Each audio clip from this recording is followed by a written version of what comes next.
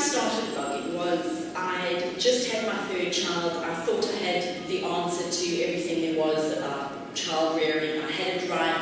I was ready. I was prepped. And she arrived and I realized I knew nothing.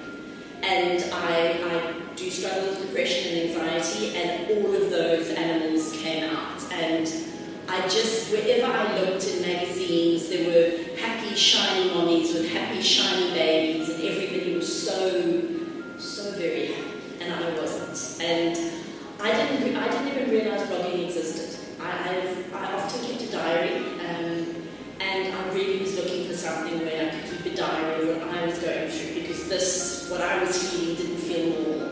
And I felt I couldn't tell anybody about it because everybody was so happy.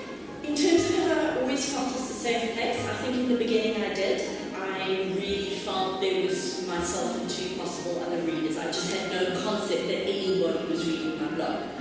So I felt safe to say things, and I think I speak in my blog the same way that I do when I'm speaking to you or to my friend over a glass of wine or whatever it is. And as time went by and I got more of a following, I think by the comments I realized I had a lot of support.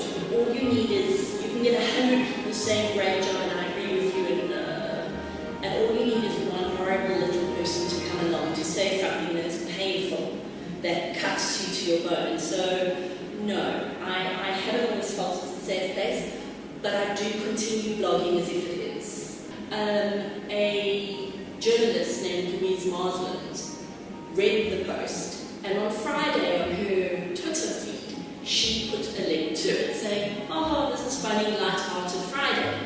And that seemed like a really good idea, until Pick and Pay said, "Ooh, that's really foul language, you should take it off." And I don't know much about journalists, but I think telling a journalist not to write something would be the equivalent of throwing petrol onto a fire. It's just, and then it just wins. It became what it became. It was unbelievable. I didn't know Louise Marsland. She sent me a note saying, "Get onto your blog, get onto Twitter." And I barely go on Twitter. Some days I spell it wrong. It's not my land. I can't do things in 144 characters. But when I went on, it was just everywhere. I was being followed and stalked by people. I was being picked up by every journalist known to man. My blog went, I know we should say it's 100% in that all. It was like 300 or 500%, if not 5,000% more than what the hits that it would get in a normal day. And it just proceeded to grow over, it was this fervour that built. I think to answer the question, did it make me scared for my children? I must say that post didn't. I've had other posts in the past that have, where people have insinuated that they know my kids or they know where to find them and things like that. And I think you only need one of those to make you very scared to go in the water. That one didn't so much. What I took from that is that people took things out of context. They would take one line and they would just assume they knew me from 6 words, that they just knew me and they knew my children, and they made judgments, which is fine, we all make judgments, but they were just people, I really was blown away by the power of social media in terms of just how it can stir something up where there was nothing 3 days ago.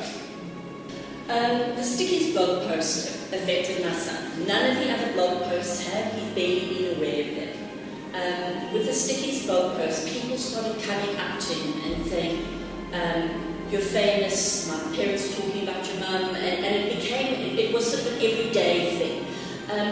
My son's never read my blog, or I must believe he hasn't. And it was he's in grade 7, so he's a fairly adult person in those things. And it was a very powerful vehicle to explain to him, once you put something out there into the web space, it's out there. And people can take any part of it and come back at you, even as an adult. So that for me was a valuable tool to teach him. I think the secret to blogging is remaining truthful and remaining honest. People want to read honesty. They want to that they want to feel you and feel your experience. That's why they're reading your blog. People are not going to read your blog if you are writing for this imaginary audience. They're going to veggie dwindle and go away. And I think the power of blogging is the honesty, and it's your story, and it's the way you write it, and it's how you feel today. I don't feel